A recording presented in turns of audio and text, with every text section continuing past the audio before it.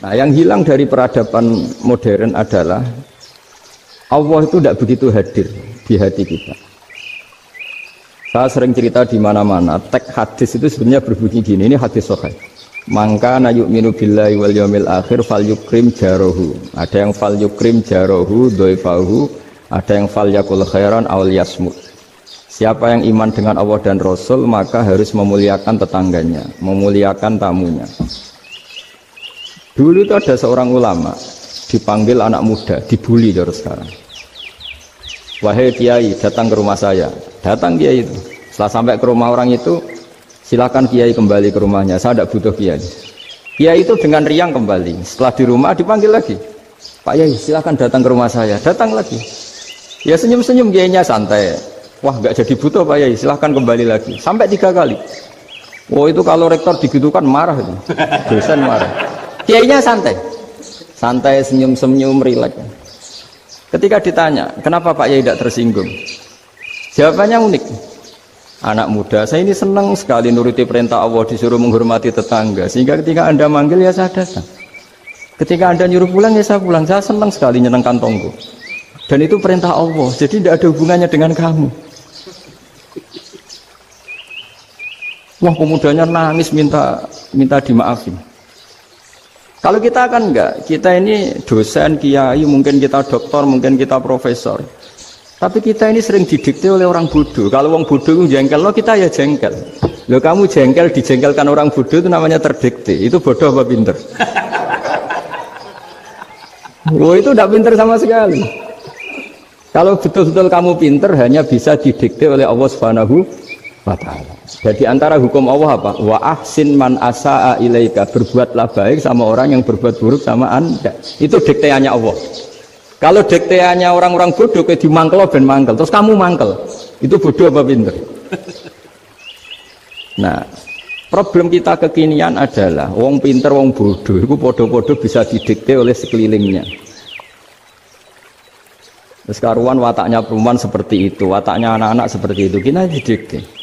Anak-anak jengkelin kita mangkel, berarti kita didikte oleh orang bodoh. Makanya agama itu unik, kadang ngendikan wa ahsin man asa'a ilaika, kadang wasil man qata'aka, sambunglah orang yang memutus kamu. Karena dengan demikian kita hanya didikte oleh Allah Subhanahu wa ta'ala, bukan didikte oleh hukum sosial. Cara Jawane nak ngapiki tangga sing apik akeh tunggale. Berbuat baik sama yang berbuat baik pada kita itu mbok orang fasik ya seperti itu, maling ya seperti itu, sama. Tapi kalau berbuat baik sama orang yang berbuat jelek sama kamu itu baru luar biasa. Dan memang teksnya hadis wa ahsin man asa'a ilaika, berbuat baiklah sama orang berbuat buruk sama kamu. Jadi gak boleh orang didikte. Makanya ngaji di sini diantaranya saya akan cerita dalam sebuah hadis sahih, dalam hadis hasan yang diriwayatkan Imam Tirmidzi, ada kalimat dari Rasulullah SAW.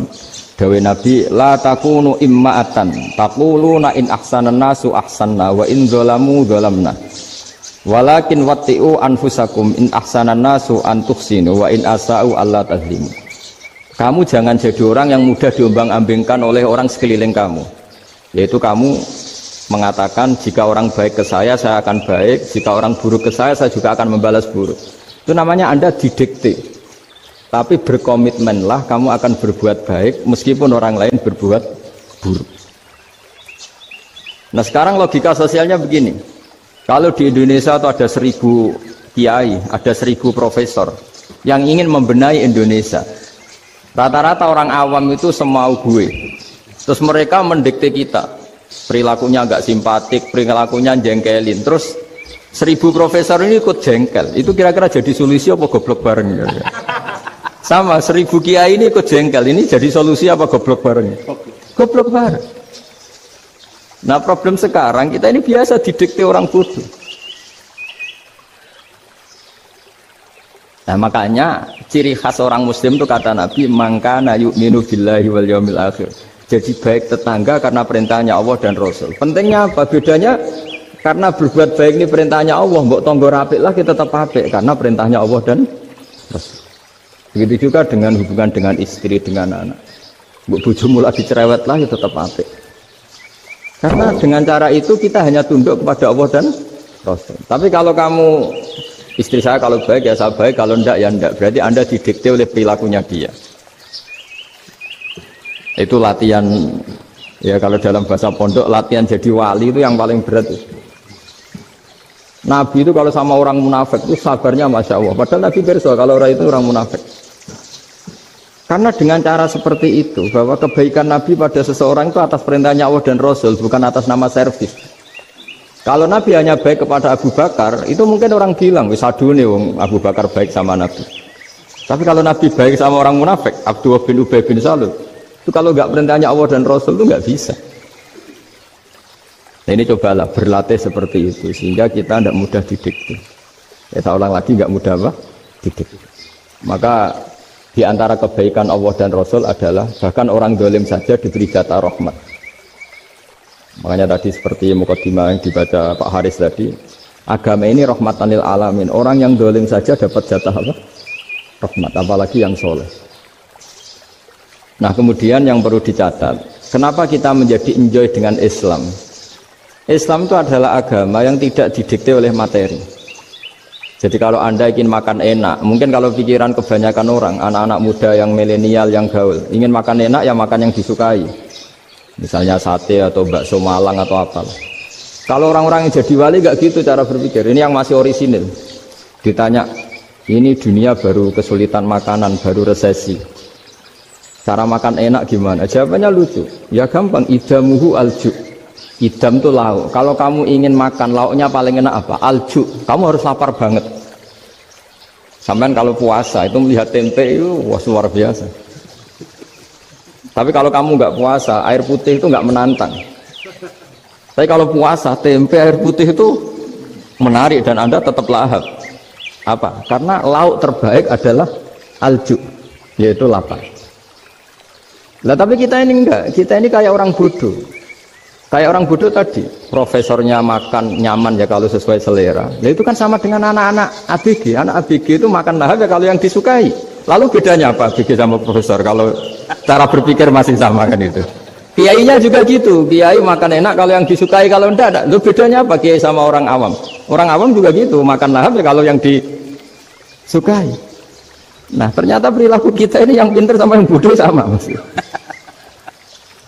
Kalau kamu ingin berkasta lebih baik, itu cara makan enak itu apa? Idamuhu al-ju'. Lauk terbaik adalah karena kita sangat lapar. Makanya masyhur dalam cerita-cerita tarikh sirah nabawiyah. Nabi diberi hadiah, beberapa hadiah. Di antaranya ada yang diterima, ada yang enggak. Termasuk yang dikembalikan itu dokter. Ada seorang raja memberi hadiah Nabi dokter Tobit. Itu sama Nabi dikembalikan karena dokter ini sudah lama kumpul Nabi itu gak pernah sakit. Akhirnya dokter ini putus asa, ini gak perlu diobatin. Ketika ditanya kenapa ya Rasulullah engkau gak pernah sakit, karena kita ini kaum, kita ini komunitas masyarakat yang tidak akan makan kecuali lapar, dan kalau sudah makan berhenti sebelum kenyang. Jadi sederhana sekali pengobatan zaman itu. Sebagian besar penyakit itu pasti disebabkan kita ceroboh dalam hal makan. Sudah ngerti kalau durian masalah, kalau makan durian ini enggak kehitung gitu. Apalagi kalau gratisan itu berapa banyak gitu.